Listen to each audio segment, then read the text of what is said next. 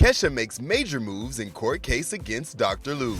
Lady Gaga's latest project has little monsters confused. Madonna continues to be the queen of pop after 5 decades. We catch up with Jessie Ware at We Hope Pride, and Billboard explains how copyright lawsuits really work.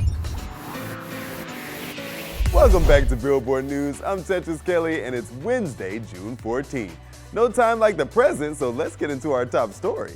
Kesha gets a huge win in her ongoing saga with her former producer, Dr. Luke. So sometimes I can't get out my head. Sometimes I can't get out my head. On the heels of releasing her new album Gag Order, Kesha also has a legal win to celebrate. In her defamation battle with Dr. Luke, a decision was made by New York's highest court that will make it harder for Dr. Luke to prove Kesha legally defamed him when she accused him of rape. For years, Dr. Luke has claimed that the star legally defamed him with the false and shocking allegation that he drugged and raped her after a 2005 party. In a ruling, New York's Court of Appeals ruled that Dr. Luke is legally a public figure, meaning he needs to show that Kesha acted with actual malice when she made her statements, something that is normally extremely hard to do.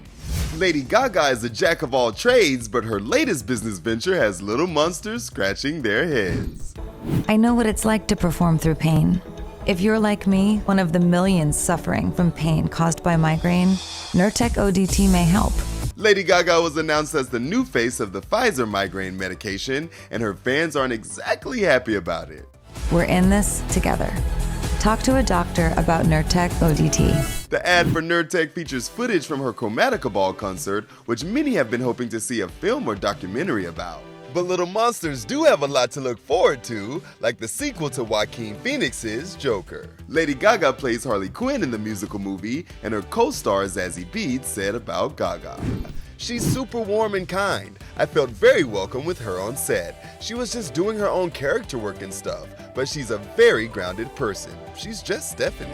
Now it's time to talk to my girl Jessie Ware. I caught up with her at We Hope Pride, and her current music obsession is pretty relatable. We're gonna go on tour here, the UK. So what can fans expect from the tour? Fabulous outfits, lots of innuendo, lots of kind of sexual moves me just living vicariously through my fans and their single lives, and me escaping for a moment from, I love being a mother. I love it so much. I'm honored to be a mother, but no, yes, we're gonna have fun. We're gonna have fun. It's gonna be over the top, and there's gonna be dancing. There's gonna be so many sing-alongs.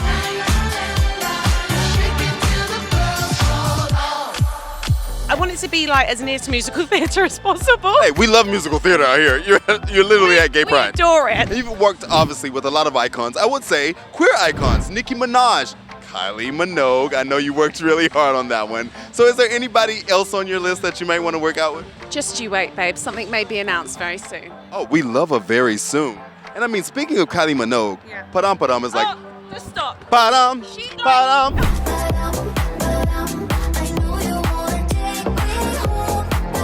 I mean, it's a viral hit. Have you talked to her about this? I've messaged her so many times being like, oh my God, what have you done? My daughter sung that after I played it once. She was back going, Mummy, can we have that? Ba-dum, ba-dum. It's a smash. It's fantastic. I'm so thrilled for her.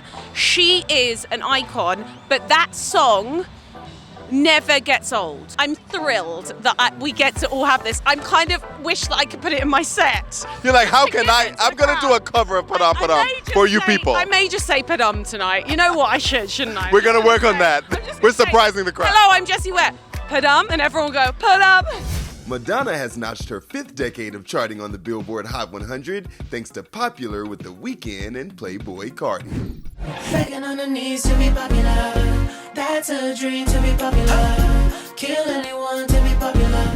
With Popular debuting at number 43 on the Hot 100 dated June 17th, Madonna has debuted songs on the chart in the 1980s, 90s, 2000s, 10s, and now 20s. Among women, Madonna joins Cher as the only women to have debuted titles on the Hot 100 in 5 separate decades. The Queen of Pop saw her first Hot 100 debut back in October 1983 with Holiday.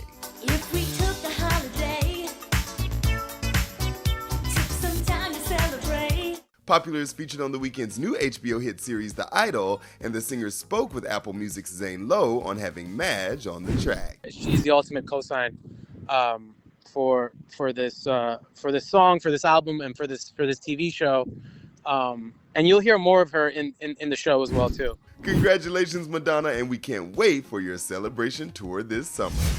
The music biz can be a confusing place when it comes to lawsuits, but here at Billboard, we can break down all the confusion like copywriting. Here's Billboard Explains. Copyright lawsuits are on the rise. So honey now. Ed Sheeran recently won a copyright lawsuit claim against his Billboard Hot 100 hit Thinking Out Loud. While the pop star successfully defended his hit song, it's actually one of many copyright lawsuits that are bringing music's most well-known stars into the court. From Robin Thicke and Pharrell to Katy Perry, why is there a rise in copyright infringement cases? And how does Ed Sheeran's victory impact the music industry? This is Billboard Explains Music Copyright Lawsuits.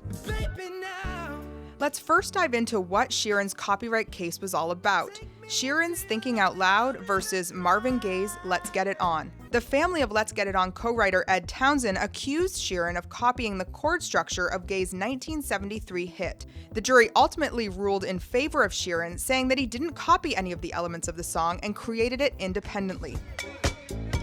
This isn't the first time Marvin Gaye has been involved in a copyright case. In 2013, Gaye's family claimed Robin Thicke and Pharrell's song Blurred Lines copied Gaye's 1977 hit song Got to Give It Up. Thicke actually told Billboard that Gaye inspired the song, saying in part, "I told him, Pharrell, I wanted to do something kind of like Marvin Gaye's Got to Give It Up, that kind of feel, because it's one of my favorite songs of all time."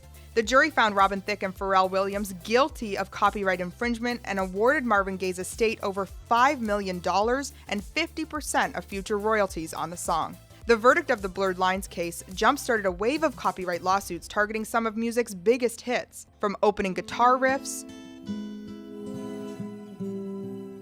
to similar melodies to similar lyrics.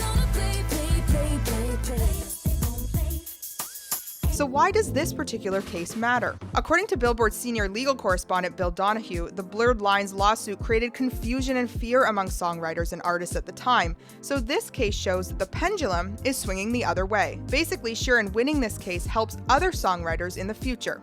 He says it best.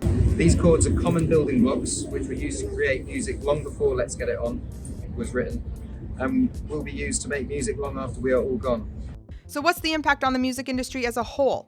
Things are starting to change when it comes to copyright cases. Many artists are choosing to go to court and fight for their work as opposed to settling out of court.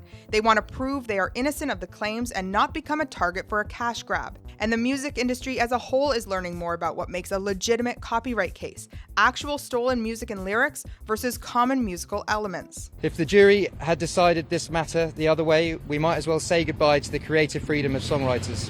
We need to be able to write our original music and engage in independent creation without worrying at every step of the way that such creativity will be wrongly called into question. All in all, while Sheeran's win won't necessarily stop future lawsuits from happening, the win still marks a significant moment in music history. That's it for today. Tomorrow we're talking to French Montana and looking back at 2011's Song of the Summer.